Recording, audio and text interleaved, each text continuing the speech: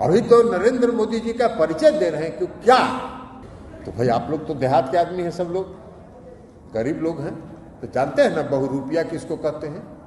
बहुरूपिया देखला है ना गांव में क्या होता है, 12 दिन में 12 रूप धरता है।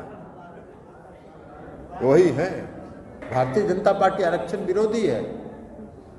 2015 का विधानसभा का चुनाव याद करिए।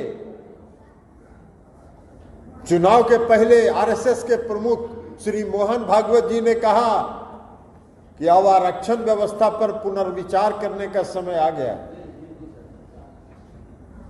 ये उनकी सोच है, भारतीय जनता पार्टी की यही सोच है। भारतीय जनता पार्टी का जो चरित्र है ना, वो चरित्र बहुत गड़बड़ है। हाथी का 2 दांत होता है, वो खाने वाला है, वो दिखाने वाला। उसका एगो दिखाने वाला था। अब बताइए ना, 2014 के चुनाव में इस देश के आदरणीय प्रधानमंत्री नरेंद्र मोदी जी पूरा देश भर में घूम कर कहे कि हम अति पिछड़ा है, हम अति पिछड़ा है। अरे गुजरात में अति पिछड़ा है? गुजरात में अति पिछड़ा नहीं है, गुजरात में पिछड़ा वर्ग है। ये उस पिछड़ा वर्ग में भी नहीं थे।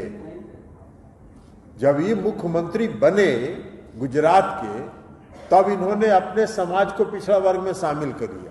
इतना डुप्लीकेट है, ये ओरिजिनल कहां से आता? लेकिन आप कहते हैं वोट के लिए कुछ भी करते हैं। अब आजकल देखते नहीं है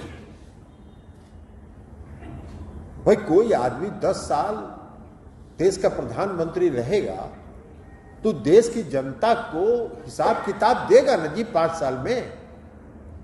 भाई चुनाव होता है 5 साल के लिए, और 5 साल में जो सरकार चलाता है वो 5 साल के बाद जब फिर जनता की अदालत में वोट मांगने के लिए जाता है तो बताता है ना कि हमने 5 साल में क्या किया, और देखिए हम ये काम किए, ये काम किए, ये नहीं कर सके, हमको फिर से वोट दी। इसलिए कुछ लेखा जोखा है ये नहीं है, सब बही खाता सब साफ है, खाली है बही खाता।